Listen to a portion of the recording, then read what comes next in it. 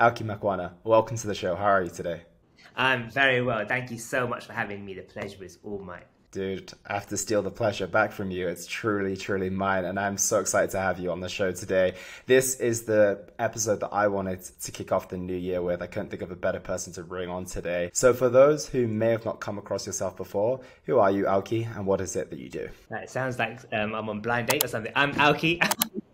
I'm 32 years old and I'm from London. No, I currently work as a design lead at a studio in Shoreditch. Indian Gujarati background, vegetarian. Recent updates. I got married last year to my wonderful wife. In terms of fitness, let's say I'm a regular gym goer. I was one of those guys who had it on their CV, and then I've just after a few times of just going and managed to drop a few bits of weight here and there, and you had a couple of coaches in the past, but obviously at the start of the year I signed up with you, and it was all great from there. And the rest is history, right? So I want to go back into your story. Of course, you just mentioned that you've gone through a couple of health and fitness journeys before, but let's go all the way back to childhood, Alki, and talk about you as an individual, because obviously you're in a place now where your health and fitness is debatably at the best that it's ever been. So I want you to take us all the way back to your education around health and fitness growing up, what it was like to grow up within your household when it came to food, exercise, nutrition. Run us through that story, because I think we relate a lot in terms of our personal journeys when it comes to growing up as not having the best nutritional knowledge and maybe growing up a little bit more overweight. So run us through that story if you're open to do so. 100%. And I love the way in which we usually put it as well. We always have like an Alki 1.0, which was kind of pre EHC coaching and life, and then you also had the kind of Alki 2.0, which is kind of what's come out of it. But yeah, Alki 1.0, I mean, what a guy. I don't even know where to start. I mean, he was a guy who was living his best life, and that's the best way to kind of describe it. Like inside, he was on the exterior, he was a very happy-go-lucky, positive, people-pleasing guy, but yeah, we tend to find he was inside, he had a couple of demons, things here and there, which is quite interesting. But yeah, as a childhood, I've always kind of, the story's always been, I was a little bit of a chubby, overweight, fat kid when I was in school. I love how you mentioned it earlier as well when you were in, I think you mentioned it when you were having in PE and things like this, where you're a little bit afraid taking off your shirt and stuff. But I was that guy, not even just in PE, but just through life. Like I was always, teased by the family, teased by school kids for being that kind of chubby teenager. From a personality perspective, don't get me wrong, I was a very happy guy, and had that. Just didn't have that thing where that extra 10% where you kind of looked the part. I didn't have the six pack like all the school captains in school and etc.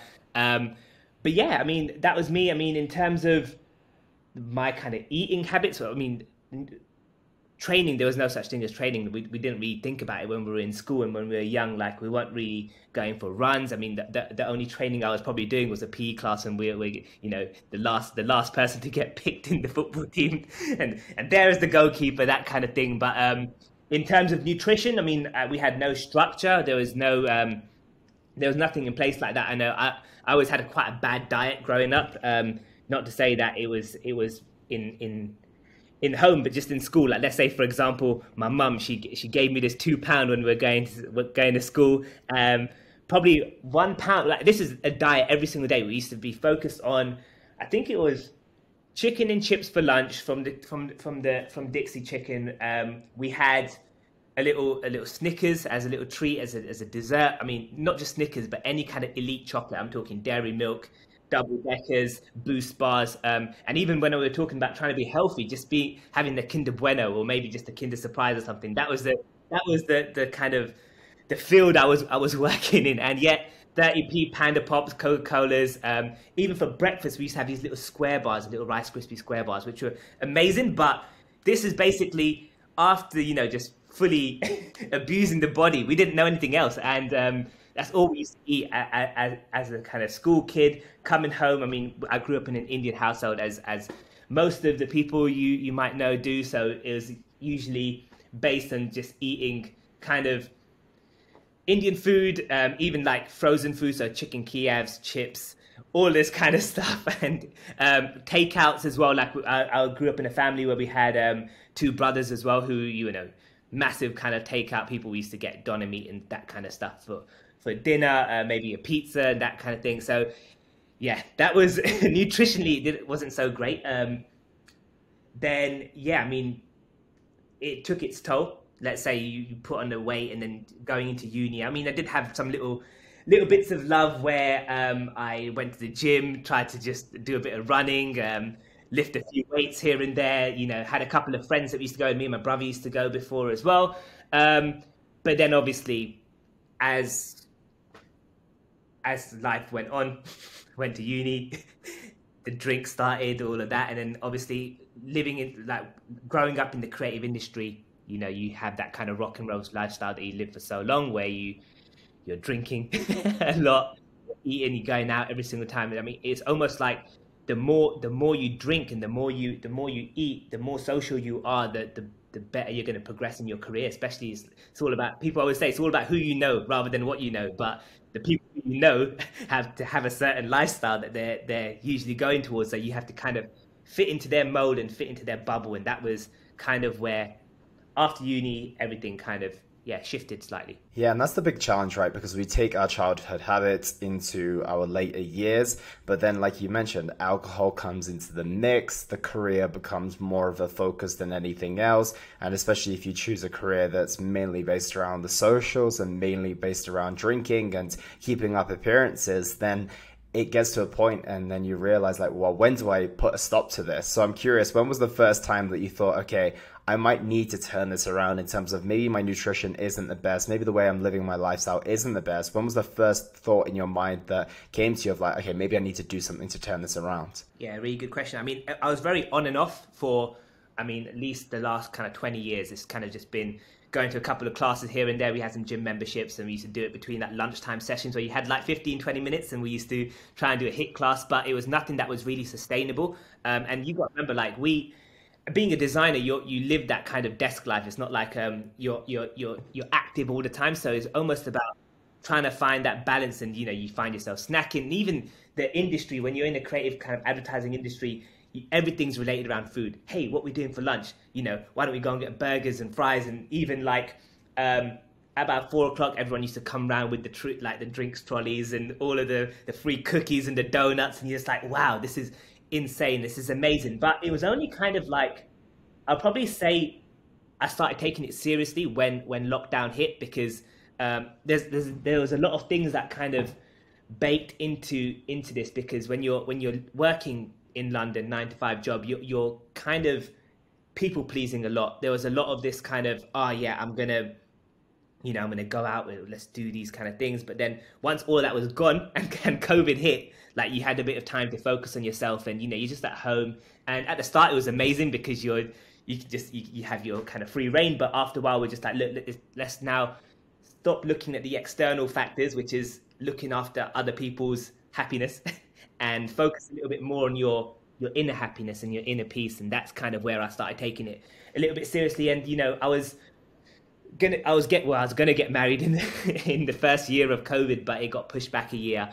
And that during that moment, I was like, look, let's just use this year a bit wisely, rather than just sitting at home drinking whiskeys, going on house party, etc., and Skype calls. Why don't we try and use this time to go to, well, it wasn't even the gym, it was kind of just doing home workouts and just looking after your nutrition and just getting a little bit more structure around eating the same thing every day, so not relying on mum's cooking all the time. I was living at home at the time, so yeah, not relying on her cooking all the time, but just making everything simple. So I signed up with a coach, and yeah, just to give you some background with kind of metrics, I think I was about 90 kg around that kind of time. So we managed to break it down into about 73, 74, which was great, because with another coach he was great, but the difference between him and you, for example, was that he was very focused on just a short-term goal, which is get in shape for the wedding. Let's just try and see how much we can lose for that. And then obviously I had no systems or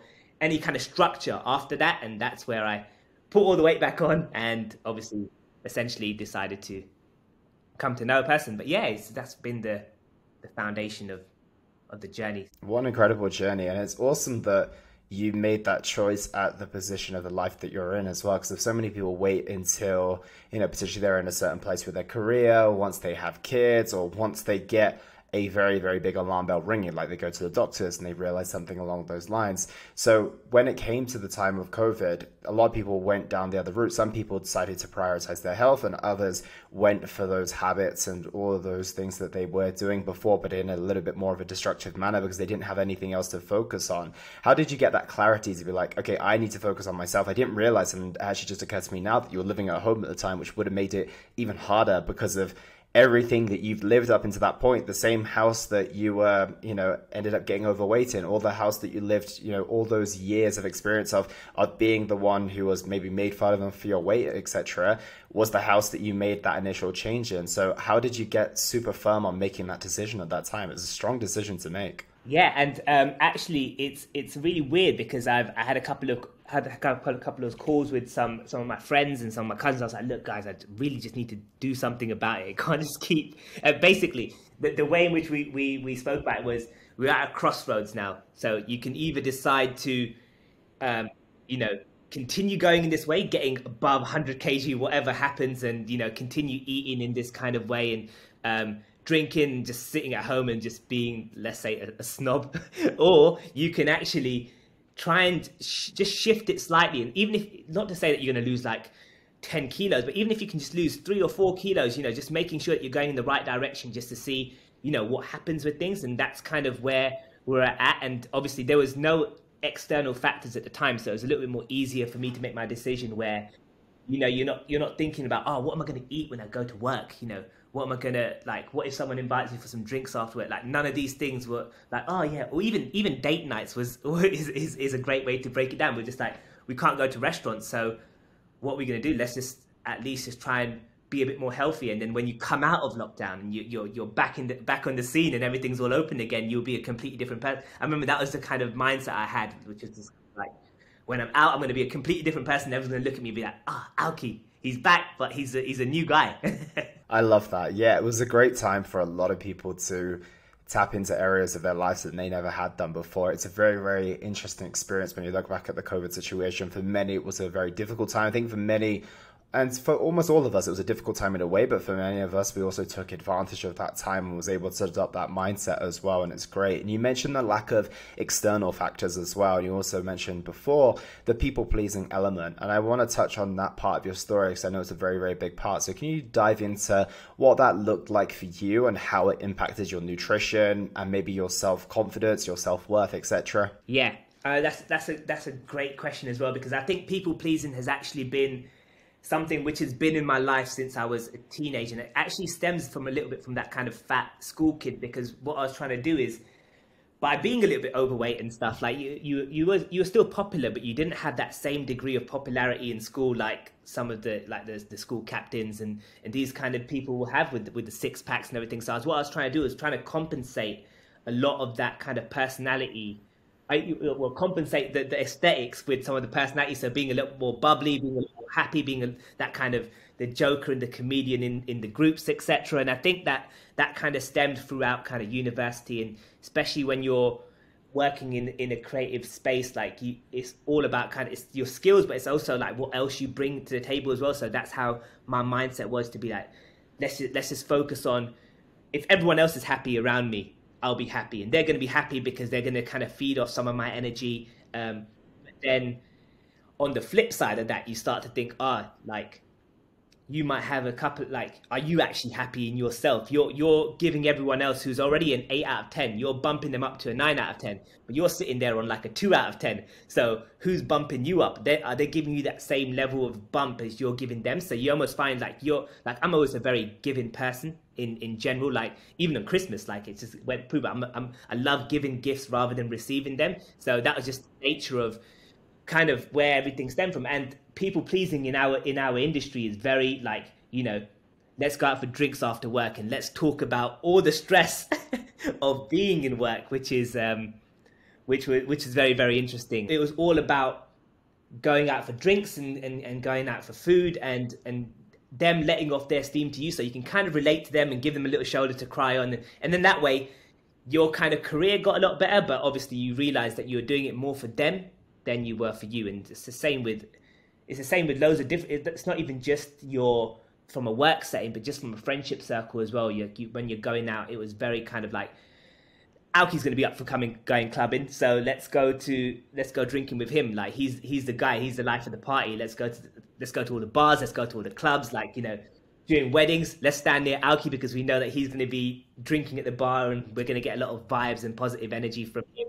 And that's kind of where it all went. And then, yeah, obviously that people pleasing aspect was something which, I don't know, when COVID hit, I realized that I actually don't need to people please as much.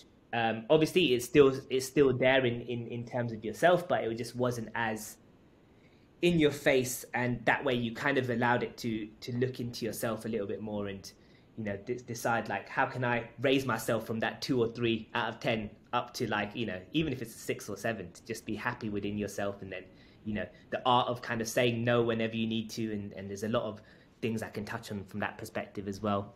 Yeah, it's massive. Like, there's a huge thing, because I feel a lot of the time health and fitness and getting in shape, it's not super complicated when you actually boil it down to what needs to be done when it comes to the exercise on a week-to-week basis, the nutrition on a week-to-week basis, the sleep, and all those different types of things. Like, the mechanisms of getting in shape are very simple, but when you tie in all of these deeper kind of traumas to a degree into that equation, that's when it becomes complicated. And for so many of people, they have to go through the I don't know what my identity is with being someone who's in shape. I don't know what my identity looks like without not holding on to being a people pleaser, to being the life of the party. And if I'm not a life of the party, if I'm not the people pleaser, will people still like me? Am I still going to be the same version of myself?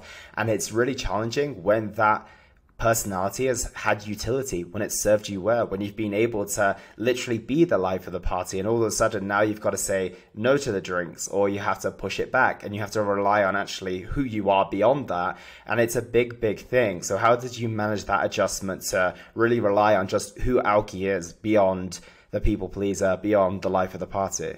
Yeah. And actually, to be fair, COVID really helped with that in a way, because, I mean, I was getting married and we originally had like 600 people or something, massive Asian wedding.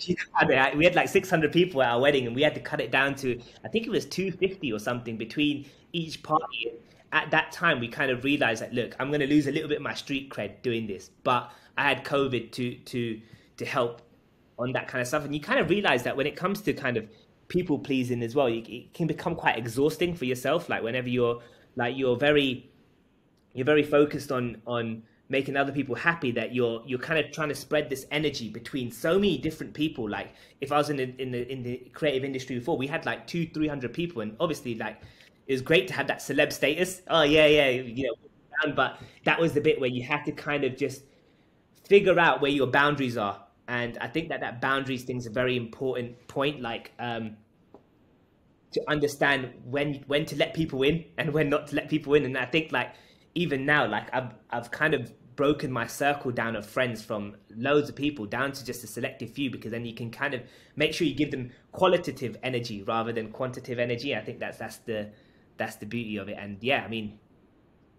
it's very interesting just to kind of focus this, and that's why I actually signed up in the first place as well, was just to kind of focus a little bit more on what kind of stuff can I do to get myself in the right mode. So, I mean, the physical was one aspect, but it's also just like trying to just create a little bit of routine in your life and just a little bit more structure to make sure that, you know, you can control your own circumstances that you're always within. So everyone will always know him for the, like, he's a guy who could sometimes say no to us, if that makes sense. Absolutely. And I want to touch on that in just a moment. But before we leave that, I want to speak to young Alki just for a second. Because what I don't want people thinking is that, Alki did his journey during the lockdown. It must have been so easy for him. But what I want to touch on now is the next stage of your journey, when in reality you started at the very beginning of when the listeners are listening to this last year, which was the beginning of 2022, when we had no lockdowns. Of course, COVID's still been present, but it's not been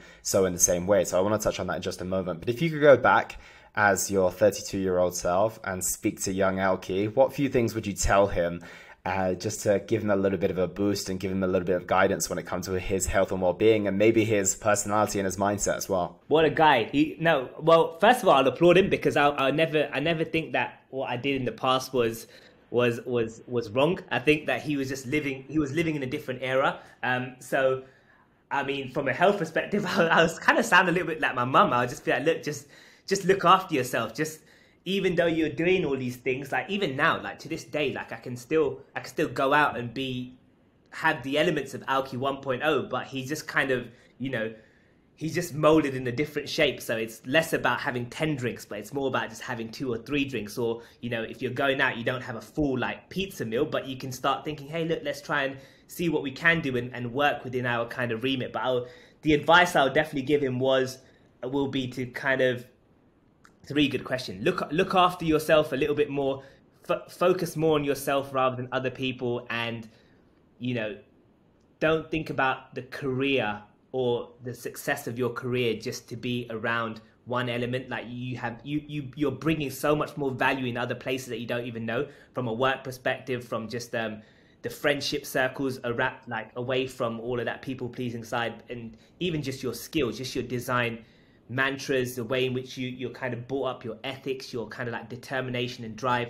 You've got so much other stuff around you which is 10 times more stronger than just a couple of drinks and a few burgers to make other people happy. So that's what I'll tell him. I'll say, look, just be gentle with yourself, because end of the day, deep down inside, there's a lot more love that you can give, and in the future it's going to come. So don't worry.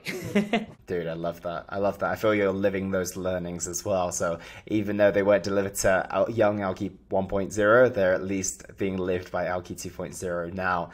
So on that note, I want to talk about that transition as well that we often discuss, which is the Alki 1.0 to the Alki 2.0, who is in front of me today.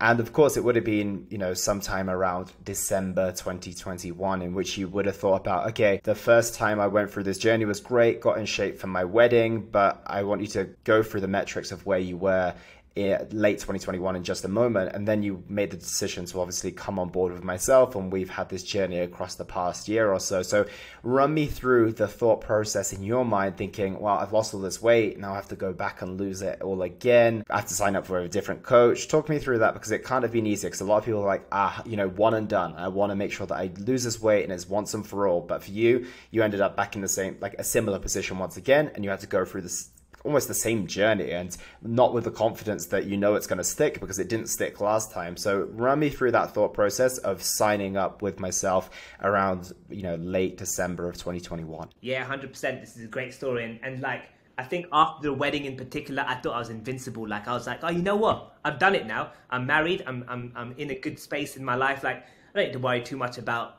fitness. And we went straight to we had a mini honeymoon at the time, because we couldn't fly out to Bali where we're planning to go this year.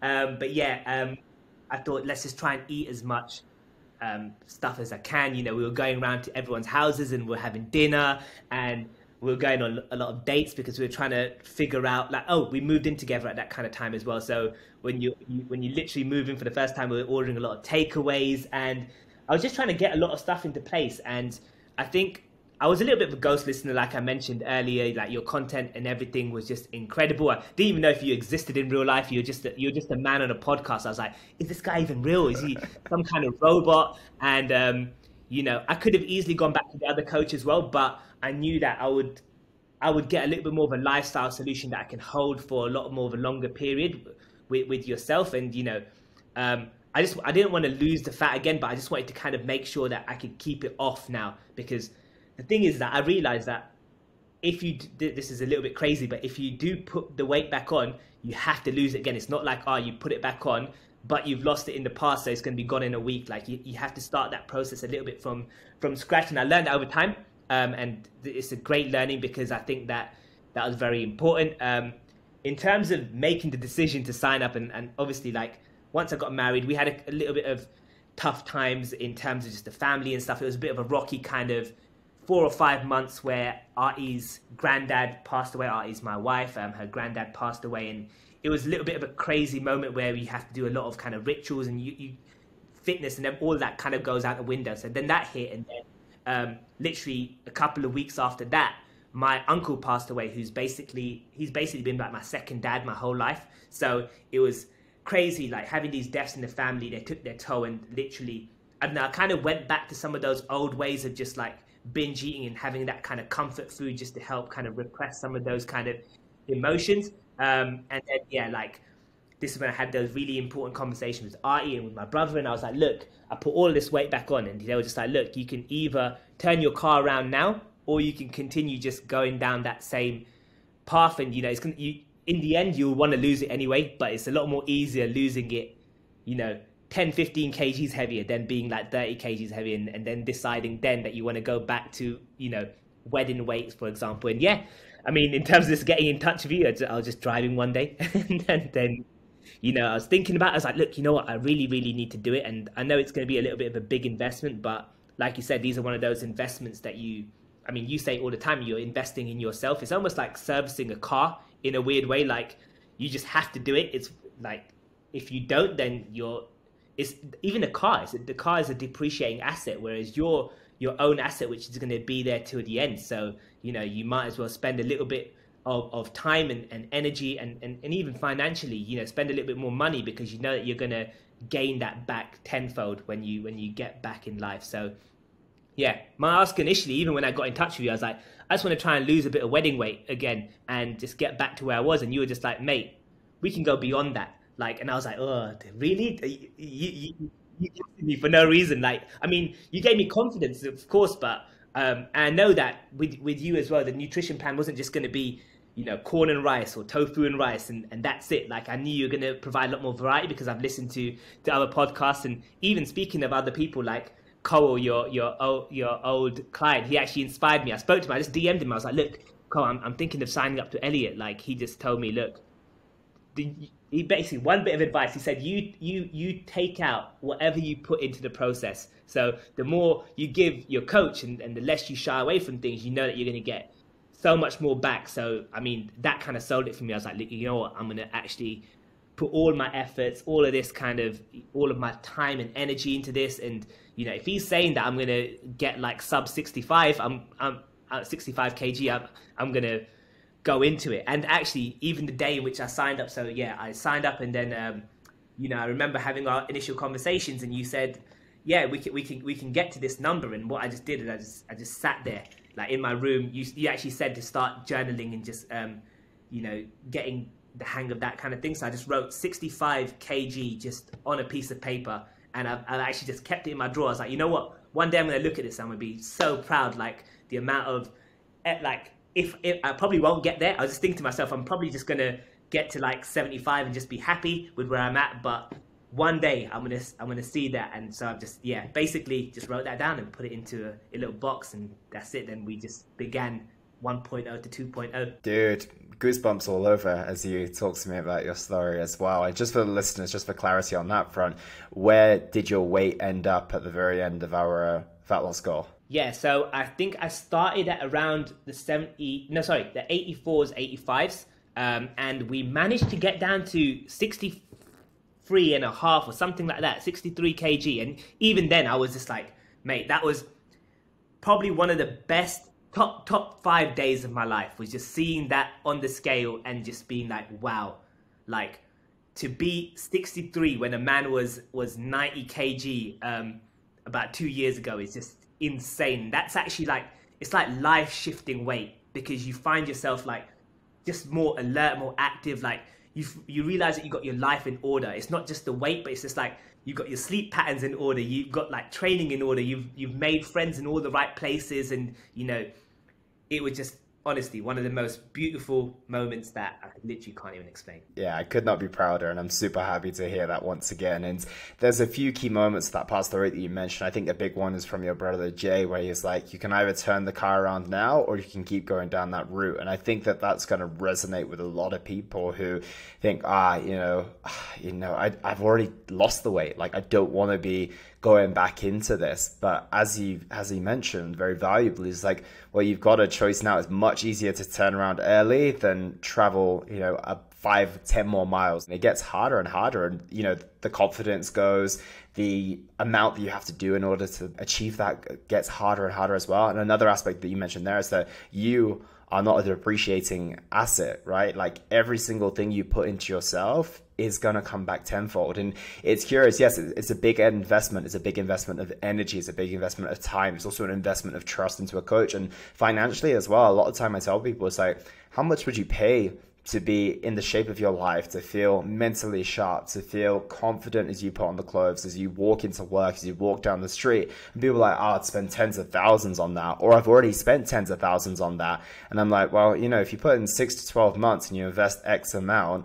it's going to be not even a quarter of that price, and you're going to get absolutely everything. So I think it's really important to remember those things. I want to talk about why this journey has been so effective this time around. I want to take myself out of the equation for a moment, because of I don't want to take all the credit here, because I feel like a bigger part of this has been done from you. So when it comes to why this journey has been so effective in terms of you dropping that weight, and also now we're at a stage where we're holding that, like we've just gone through Christmas, you're still in a very good position with your body weight. We're going to look to make sure that things settle even further throughout January. Why has this journey been so much more stable and set in stone this time round than it was in the past? Yeah, I think I tried to not focus so much on just the losing weight aspect, because you know that that's going to come, like, regardless of whether it's going to be now or later down the line. I knew in my mind that I'm going to always try and lose weight and get to a better point. But the great thing about this was, you have to think about how you can create balance in the world. Like, I literally just got married recently. I didn't want to ruffle too many feathers and just say, hey, I'm just going to go to the gym every single night now, and I'm just going to eat my own food. Like, I knew that I had to create a little bit more vibe around what I'm doing with this, so that it doesn't feel like it's so in everyone's face. And, you know, you don't have to be that kind of fitness person who just goes all in. You don't need to always have that all in mindset. Well, you do kind of, but you can have a little bit more of like I'm going to go all in, but I'm still going to respect everything else which I've built around me, like my family, my friends, my current lifestyle, my working pattern, all this kind of stuff. And I think that kind of helped me start off. And obviously we were talking about lockdown, but now that there's no lockdown, how can you implement these kind of things into your job, etc.? And, you know, I had a couple of changes at the start of the year. Like, I left the massive people-pleasing job, let's say, of like 300-400 people, and we moved into a more smaller studio where we've got 15-20 members of staff, and we work with a lot of freelancers and things like that. But I almost felt like I completed that game. So this was also quite a nice way of, I mean, imagine having Grand Theft Auto in your hand, and then you've just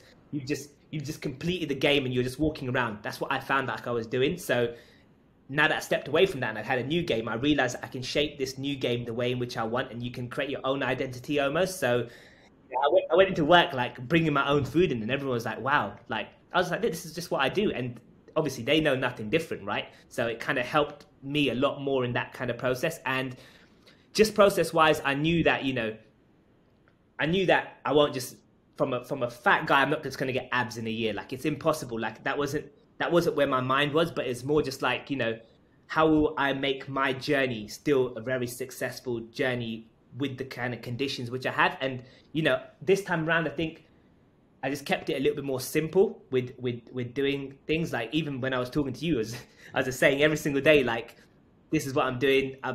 This is where I was a bit more, let me just say, yeah, a bit more kind of retrospective. Like, I was understanding, I was almost like journaling when I was coming back to you with things, because I was kind of realizing, look, fine, this is what's happened. I've accepted it. Let's move on. Let's kind of tweak this thing here. I've done really well here, but I haven't done so well here. And I think that over time, the more you kind of repeat these kind of things in your head, the more you get used to it. And you kind of learn a little bit about yourself, where I wasn't doing this kind of stuff before. But if I did, let's say, go Nando's one day, and, you know, the weight went slightly up the next day, like, what's the best way to bring it down? Like, I kind of learned that, you know, you're going to have these kind of little struggles here and there. But how do you deal with it? The mindset shift was slightly different, where you're just a little bit more gentle with yourself to not make yourself feel like crap and then just keep spiraling down a wrong piece, but just being a little bit more in tune. And I don't know, the steps and stuff, like, I've always really been quite good with steps. I mean, that hasn't been too much. I think the training aspect and the gym work was just insane. I mean, the levels of progress which I've made in the gym have just been incredible. Like, just to give you guys a little bit of a backdrop. So on January 3rd last year, I think I ran 4K in 36 minutes. And I was on the treadmill. I was taking breaks. Like every K, I was taking a little break, and I was like, "Whoa, this is so hard." You come off the treadmill, your head's all buzzing, and you feel like you're gonna die.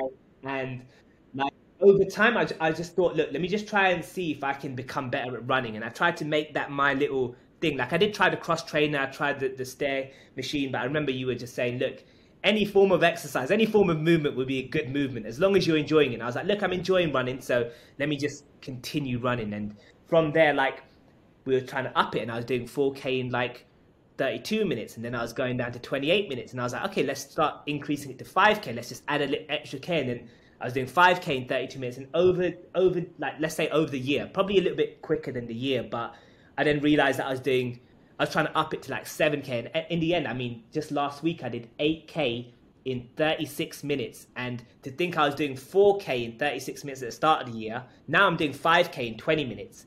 So you can automatically see the shift of like, wow, like over time, you're going to get better. Like even if you're going to start in such a weird place, like there's only one way in which it can go. Like it can't go the other way unless you make it go the other way. So I just continues working. I mean, from the training perspective, I've still been good, but I haven't seen the biggest progress, but that's fine because I'm still excelling in another area, which is great. But you know, I'm still lifting a lot better. I've got a lot more structure around kind of how we're lifting, how we're working, these kind of things, which is great. And from a nutritional perspective, I'm now finding that me and Artie can cook together. I'm not just cooking my own thing. You know, we're finding different food like mate, avocado, cottage cheese. I've never really even thought about eating cottage cheese, but having cottage cheese and like it's just so underrated, and you're learning about so many different food groups and how you can pair things together, and that's been great. And accountability, of course, is, you know, when you're doing it with someone. I knew that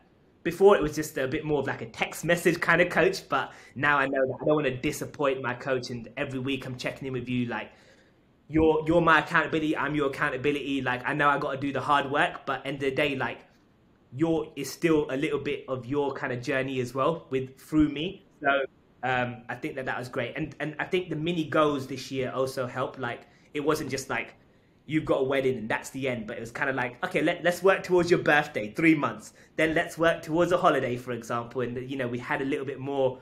You know, there was always a little win that we were hitting, trying to get and to lose like 25 kg, even though it's been split up to like 8 kg, 5 kg, 6 kg. Like that was the beauty of how we did it, and it worked for me. And yeah, maybe super happy, super pumped to see where we go next. Dude, I love hearing that. And it just sounds like a much, much more complete journey.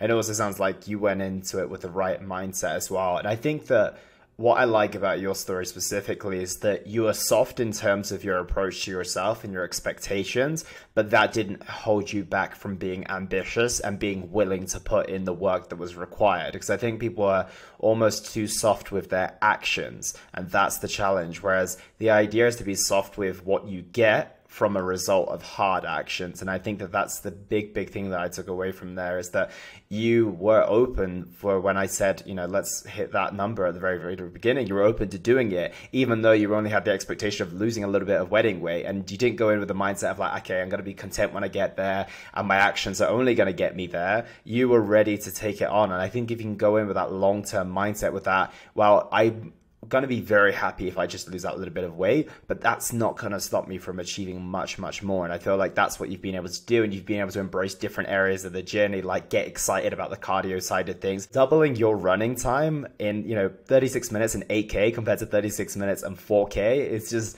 it's insane. Like, I think that if you actually break that down into practical terms and think about that as an individual, it's like, imagine doing double the amount that you can do now, not taking any breaks whatsoever. It's insane to think about. So I hope people are really integrating that as well. And I want to go through some of the challenges that you had on your journey as well, because it sounds like it was all sunshine and rainbows, but your social calendar is one of the busiest that with any person on my roster that I'm working with right now. You know, we're having to navigate 3, 4 socials on a week-to-week basis, like consistently. If we went through all your socials for the past year and put it into like a weekly average, there might be some weeks where there's 1, but there's other weeks where there's 7. So I'd say there's at least 3 or 4 per week every single week. So can you run us through your social strategy and how you've been able to do this despite having an insane social schedule? Oh my God, yeah, and these socials, they take their toll as well. So I mean, I think that was the most beautiful thing that I learned in the process, was just how to manage these and navigate things and work around things a lot more. But yeah, I mean,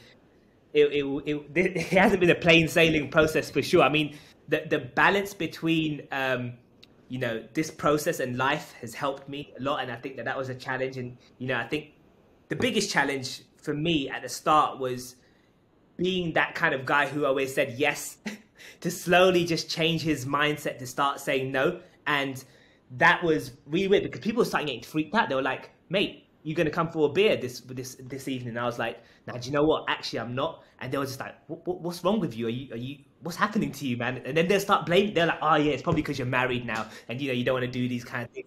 They start thinking about other things. And then obviously it kind of makes you feel a bit weird, like, oh mate, I'm actually doing something which is wrong, but really it's their own problem, mate. They're probably not happy in their own life. So that's how I was kind of looking at things and managing socials. Like, I think at the start it was quite difficult, like trying to choose which socials to go out. Like, if you've got like 5 socials in the week, what are the top 2 socials that I think that had to go to, which was the kind of strategy which I was putting into place. And like, and I was experimenting weirdly, even though I knew I was like experimenting at these socials to be like, what can I eat?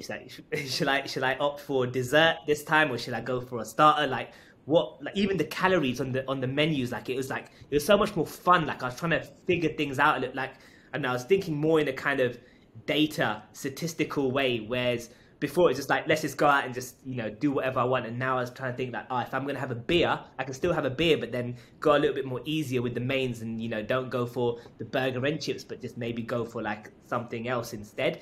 And these kind of things, which was quite interesting. And the social side of things slowly just kind of fixed itself. And I haven't fully cracked it myself at this stage, but that's totally fine as well. Like, I know that over time I'm going to learn what works and what doesn't work. Like, I've already picked up so many things along the way.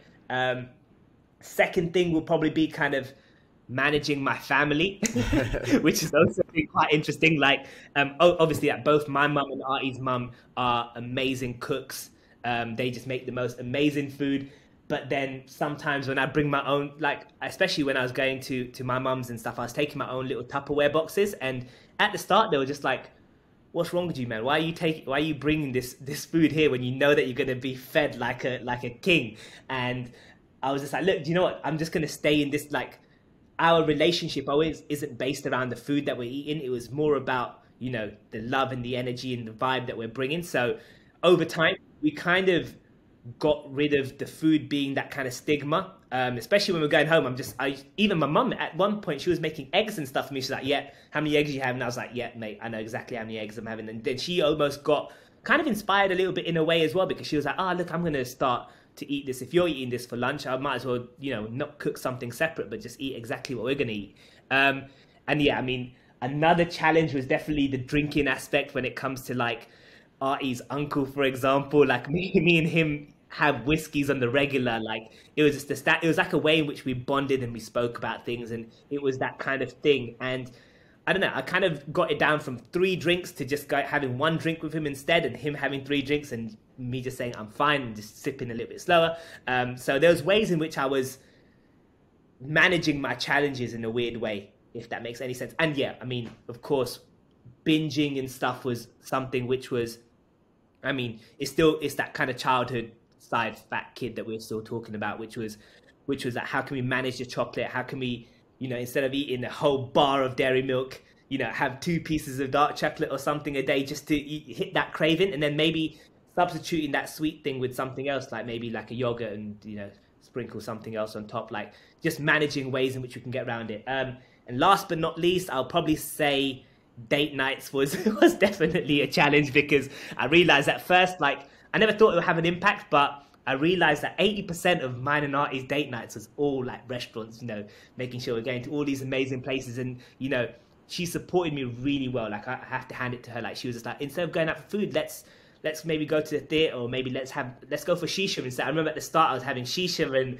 Turkish tea rather than going for a full blown like pizza and burgers and things. And now it's changed a little bit as well, because now we sometimes go for walks in towns. Like even the other day we just drove up to St Albans and went for a walk there, instead of just being your own little day-to-day walk, and just making a day out of that, because it's obviously more about the company than it is about just food. And I realize as well, like that 20% will make all the difference of doing things.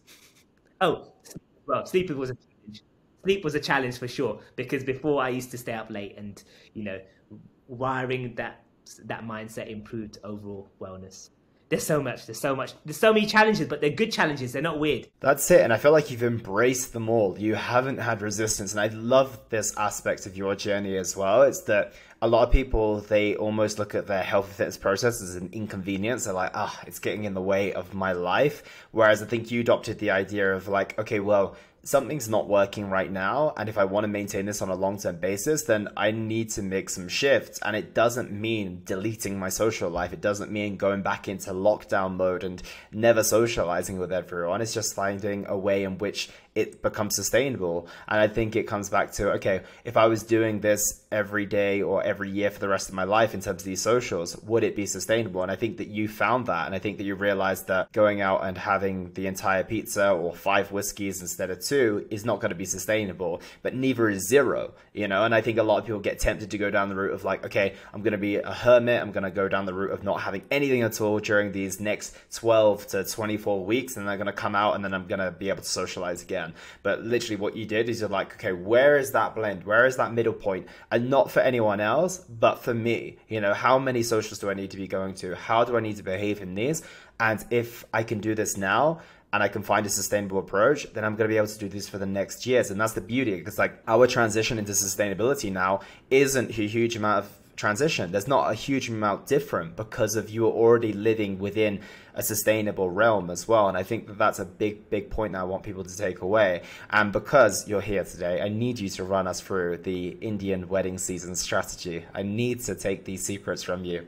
Oh man, the Indian wedding season strategy. I mean, that is a podcast in of itself. But I mean, that was the beauty of me taking the time with things as well. Like, I mean, we were trying to do it really quickly, but I think in hindsight, looking back now from where I am, I feel like doing this process throughout the whole year helped me understand everything. So basically, the year always is the same, regardless of whatever's going on. You're always going to have a Christmas, you're always going to have a Diwali, you're always going to have wedding season, your birthday. And I think that being able to live this journey through, or this process through every single point, made me realize everything I was doing wrong and everything I was doing right in these situations. And wedding season was definitely one of them. I mean, this was great, because we had a little chat. So, being Asian, being anyone, you're going to go to like 10, 15 weddings a year.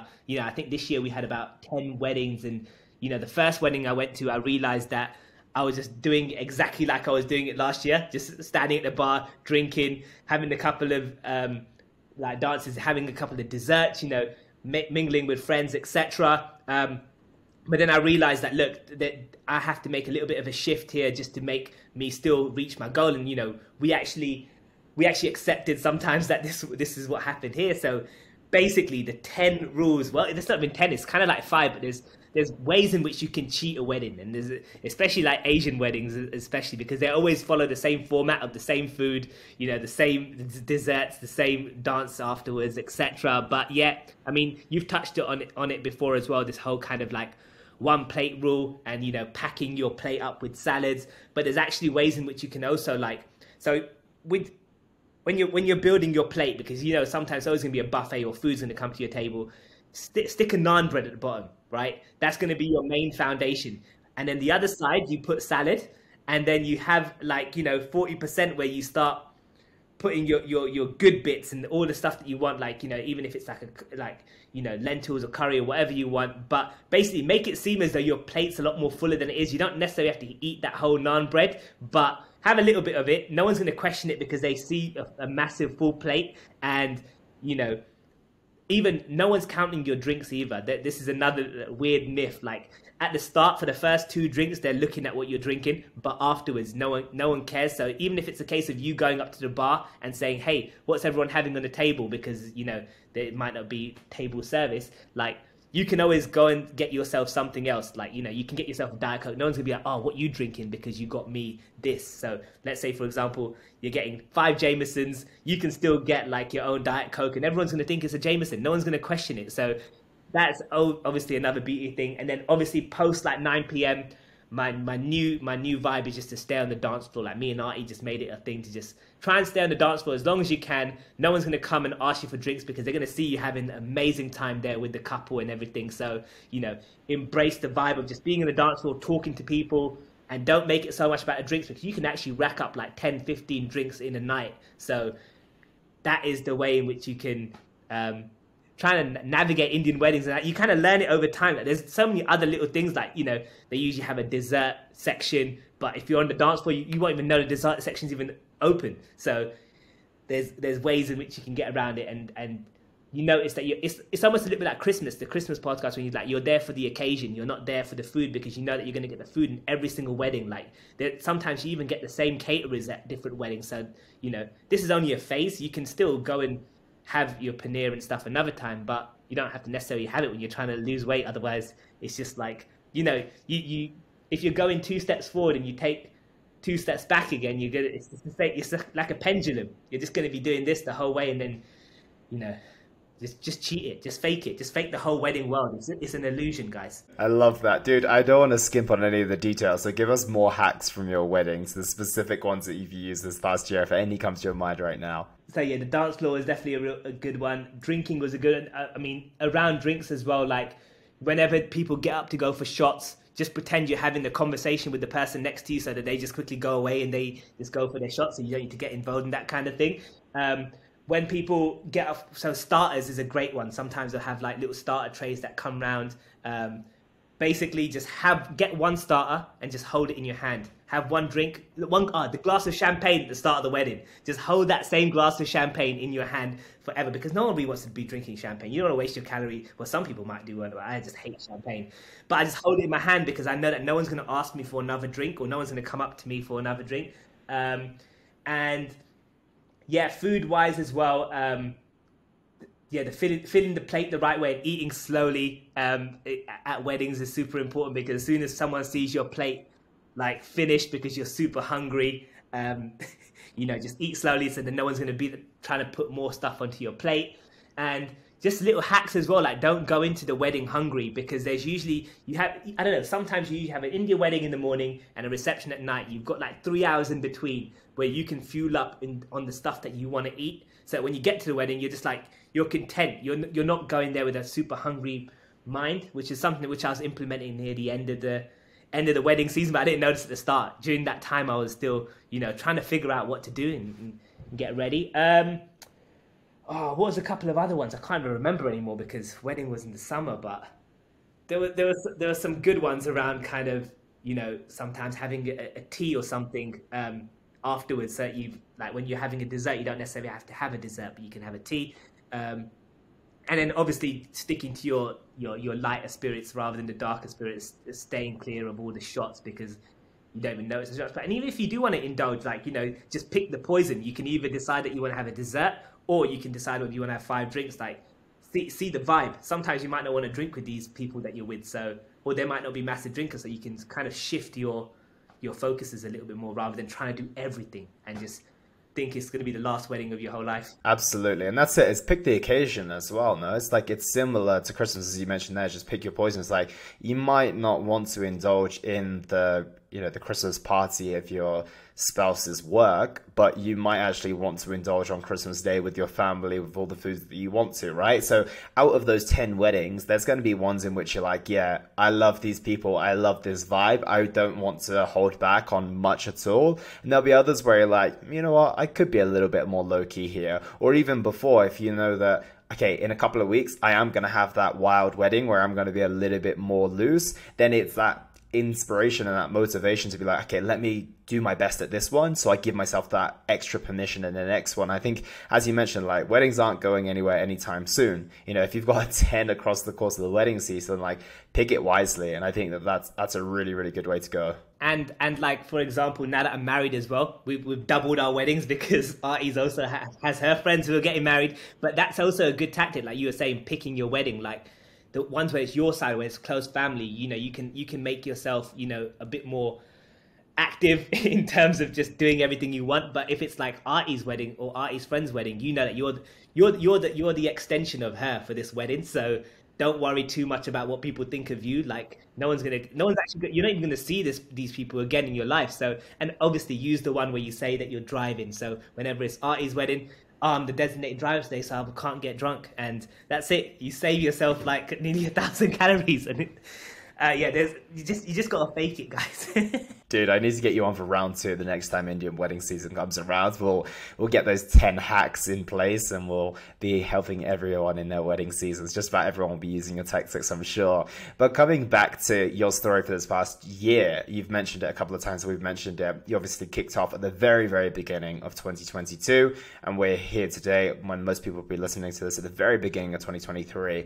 And a year sounds like quite a long time to commit to your health and fitness journey, but you've made progress throughout the course of this year. Yes, it's come with a few ups and downs here, but you've checked in with me every week. You've been committed to your journey every single week, and yeah, your check-ins have been unbelievable. They've been a beautiful life report every week, which I've loved embracing and enjoying. And I feel like you took Cobble's message very, very seriously in terms of like everything that you put into this process, you're going to take out. And I love that, because that's what it comes down to. And like, there's no like limit in which I'm willing to give back. And that's what you've recognized. It's like, as much as I can ask, you're gonna get back to you. It's going to be reciprocal. So that's been amazing as well. But when it comes to the time frame, it's been a year. How have you been able to maintain your motivation, your discipline, or what has it come down to for being able to maintain all the way from January 2022 to January 2023? Because that's a long time. So what has it come down to for you? Has it been motivation? Has it been structure? Has it been discipline? Talk to us. Yeah. So I would probably say the habitual stuff is probably the high, that exactly. Structure and habit are definitely the top two. Like, I think I tried to make the process as interesting for myself as possible, and I don't know if that makes any sense. But for example, steps, like I go for my steps every single morning. Like, it's not like crazy like 4 a.m. walks. It doesn't have to necessarily be that. It can still be normal 7, 8 p.m. walks. Like, it doesn't matter about timing. A lot of people get a little bit stressed out on that. But yeah, just going on phone calls, like, this is the best way. Like, I've got 3 or 4 close friends who I'm literally just on the phone to every morning. We talk for about 10-15 minutes. I do the rounds, and by the time I've finished the 3rd or 4th person, you know, one doesn't pick up because they're sleeping, as always. But yeah, I mean, as long as you do the rounds, I mean, your hour walk is done, and then you just do another one in the evening, maybe to the gym and back, and your steps for the day are done. And it's just basically about how can you make this work for you. Like, I'll get super bored if I have to do it every single day with no headphones on. Like, I know it's not going to work for me. Like, some people love it, unplugged walks, but I can't do it. So it's almost just about how it works for you, and then obviously just gamifying the whole process. Like, this is going to sound super weird as well, but there's this tree which is about 40 minutes away from my house, and one of the best trees I've ever seen. I call it, like, you know, the giving tree. It's the tree that gives me bliss. But at the start in January, it had no leaves, it had nothing. And I was like, mate, this tree is going to look insane in the summer when all the fruits and everything's there. And it's kind of a little bit like the fitness journey. I remember I was thinking about it at the time. I was like, oh, you struggle now with no leaves, but then afterwards you're going to have these amazing fruits coming out in the summer. And I used to keep going there. I used to touch it and then come back. And that used to be just the standard, you know, that way I can measure how much steps I'm doing as well. And yeah, just gamifying the process. And, you know, now I look back on that tree, I'm just like, mate, this tree holds a special place in my heart. But that was great. In terms of nutrition, the way in which I just held the nutrition, I mean, I wasn't super strict. I mean, the process isn't just, it's not boring food. Like, you know, as long as you're working within your means, and everything's all going to fall into place. Like, even certain hacks, like eating breakfast a little bit later. I always found myself eating a lot more during the day and less at night, so I just use it to my advantage. I just thought, let's just pack the calories in the day. It doesn't make a difference. As long as you're getting the nutrients in the day, it's fine. You know, suppressing hunger with coffee and stuff, like, not in a bad way or like you're doing a disservice to yourself, but just finding ways in which you can break out of that norm. And obviously Artie says it all the time when we go to the gym. She's like, you're always talking to everyone. And I was like, yeah, I've just made friends over time, because they see you coming in dedicated. Like now I'm known as the runner, and everyone's like, oh, the runner's here. And I'm just like, I didn't even know that I'll ever be called the runner. It's just a super weird thing to be called. But yeah, she was just saying that as long as you can make it fun for yourself, it doesn't have to necessarily be something which is a long process for yourself. Dude, I love that. So structure, habits, and enjoying the journey. Find a way to make it fun for you, essentially. 100%. Dude, love that. And for anyone who's hesitant right now, maybe they've listened to this episode today and they're like, I'm feeling ready. I'm feeling like I relate to Alki's journey. I feel that I want to have a bit of what he's having in terms of his results, but they're still kind of hesitant to really take that first step, because that's what it comes down to. Like I say it all the time, it's like, it's that one decision. It was that one decision you made last year that turned everything around for you. So if anyone's hesitant right now to make that decision to turn things around, what would you say to them? Oh man, I'll probably speak to them for about an whole hour about how amazing it is. But I'll probably say, like, when just do it. I mean, I'm sure everyone said it so many times, and everyone's probably sick of hearing it. But when you're feeling that moment, and you're feeling that the moment's right, and the stars are just aligned, just go ahead and just say, look, I'm gonna take the plunge, and I'm just gonna, even if I don't get anything out of it, I know that I'm gonna at least get something out of it. It might not necessarily be 40 kgs, or you're not gonna necessarily have abs or everything, but you know that you're making a change for yourself, and the change to become a better version of yourself. And even like Alki 2.0 might be different to X 2.0. They might not necessarily have to be the same person, but exactly, just having that kind of vibe to just make a bit of a difference. And it's you're 90% there already. Whoever's listening, you're 90% there. It's just that extra 10%, and everything else after that you don't need to worry about. There's like they mentioned like decision fatigue and stuff, but your coach is the guy who's going to help you and mitigate all this. You just got to be a sponge and just absorb, and you learn along the way. It's like when you're signing up to like a new course or something, or you're going to university. Like you're still learning, and you're still, you never want to stop picking up new things that you can then talk to other people about and help inspire them. Like never in a million years would I have thought a year later people are going to come to me and be like, oh, I'm inspired by you. I'm just like, what? You're inspired by me? Why would you be inspired by me? So yeah, I think that's and seeing what works for you. Like you might pick up a new, like I know a guy who started a journey recently, now become a boxer, and I'm like, what? How have you become a boxer? It's like, yeah, just picked it up along the way, and you never know what one little thing will spiral into other places. It's like when you meet like if you meet a girl for like, that first moment, you never know what it's going to lead to. It's the same as signing up. You never know what it's going to lead to. Could fizzle out, but it could actually become amazing as well. That bit is all on you. One decision has the power to change your life in an enormous and incredible way. And I think that that's the example that you've shown us today. And I feel that many, many people can take inspiration from your story. So I'm excited to see people take the steps after today's episode. And a question for you, Alki. Where do you see Alki 2.0 in the next 10, 20, 30 years? Oh, wow. Well, 3.0, hopefully. But to think, like, in just a step back as well, like, to think that at my heaviest, I was 90 kg. I dropped to 72, and then it rose again to 85. We started at 85, and now to get down to 63. Like, honestly, it's one of the best feelings ever. And this is what I'll say to the people who are looking to sign up as well. I'm just a man at the moment, just living in the moment and just living in that kind of positive energy. And like, apart from the whole thing becoming like habitual and all this kind of stuff, like to be that person who inspires people around you. Like now my wife's got a coach, like some of my best friends, I speak to them about things. Like I now cook with a passion. Like I make some amazing omelets and these little pizza flatbreads and everything. Like, it's amazing. And obviously you have to go through crazy times. Like Elliot, about how that final week was just me super focused. Like I'd literally told everyone what I'm doing. I just held myself accountable. I trusted the process. I was like, look, I'm on the right track. Like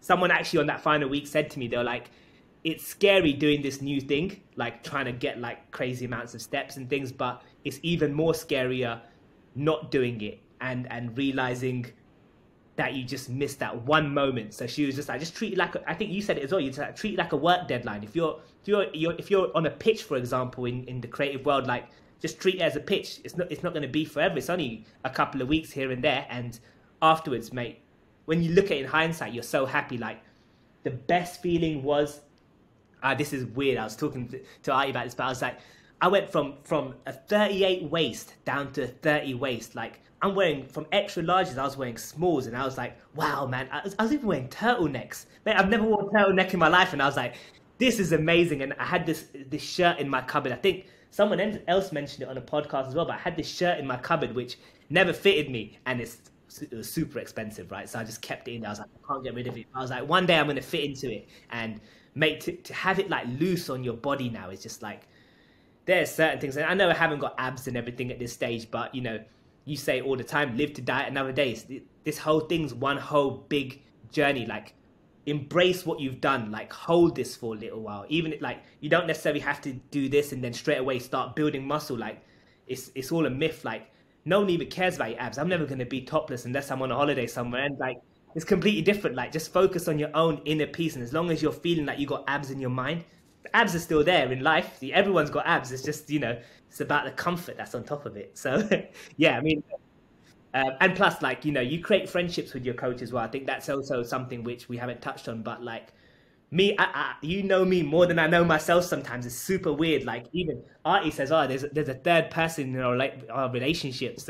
Oh yeah, I'm just doing my editing soon, and she's like, "What's wrong with you?" But like, it's a beautiful thing to kind of be on the level with a coach and not have that kind of like weirdness, like this guy, you're paying him to do a certain thing. It's just a weird way of looking at it. Like I met Danny, you know my family. I met you in real life. We went for a coffee. Like you're not just a robot. You're not just a person on the screen, but you're actually an actual person. So that's also something else which I'll tell them. And what's next for 3.0? I'll probably say, look, just be happy for now. The short term is just be happy where we are. Like obviously there's a couple of bits of Christmas weight which have popped up, but that's fine. Like you don't need to kill yourself and just, you know, say that I'm now a failure. Like we're now going to try and shift it and, you know, hopefully get out of this place in the right way and hopefully build a bit of muscle, like it, and improve on these kind of runs and things. Like if I'm enjoying it, just do it. And I think the most important thing will be inspiring other people to just do something. And even if someone comes to me and they're like, oh, I signed up because of you, that will give me more bliss than abs for sure. Like to know that someone else now has an opportunity to do something, and like especially when it's 2023, everyone's ready. Like use it, do the whole year again with someone else. Like that's the, hopefully, you never know, see what happens. Dude, I couldn't agree more. And I want to acknowledge you for everything you've been able to achieve this year. It's been unbelievable to witness your journey. It's been honestly a pleasure to be a part of your journey as well, to see everything you've been able to embrace and being able to just take on. Like every single piece of advice, you've taken it, integrated it, and taken action on it as well. It's one thing to hear, but it's another thing to actually take that on board and live it. And I feel that that's what you're doing. You're living the learnings, you're teaching me as well. We've built a beautiful relationship over the past year as well. And I love the fact that you've broken a generational cycle as well. You know, it's very easy to think that both yourself and Artie could have stayed stuck in the ways in which that you grew up, and that's no disservice to anyone. You know, it's very normal for us to continue the things that we learn, but you've literally put a stop to that. And I trust that, you know, in the future when you have your family as well, you're going to be bringing up a healthy family, you're going to be healthy parents, your kids are going to know the difference between Rice Krispie bars and squares versus the breakfast they should be having. Avocado and cottage cheese is going to be on the menu for them, and it's just beautiful. Like that's a really fulfilling part for me from a bigger picture perspective, is to see people break those cycles and now to inspire people. Like your journey is going to have a knock-on effect to another person and another person and another person, and that's ultimately how the world gets healthier. And it's not even just about people being fit and in shape or eating in a certain way, it's about how they feel within themselves and how you feel within yourself. And that's what I want for people, because we're just going to be a better, a happier and healthier world with people who are looking after themselves, and that's ultimately what you've committed to this year. So I just wanted to acknowledge you for that, dude, as we wrap up. Oh, bless you, man. Thank you so much. Look, it's a partnership. It's a partnership. Dude, we've made a beautiful relationship. We might have made Artie jealous at moments, but I think it's been an amazing, amazing partnership and an amazing team that we've created together. So just to wrap up, do you have any closing message for the listeners today? Oh, closing messages. Yeah, look, just you don't have to be perfect, man. Nothing in this world like has to be a perfect thing. So like just be happy, be content, have your own energy, and just be very, very, like, very, very filled with love, and everything will just fall into place. Like whether you go up on the journey, whether you don't, like, as long as you're happy, the world is happy. The world will move with you. So Alki Makwana, ladies and gentlemen, thank you so much for being here today, dude. thank you so much. Peace and love.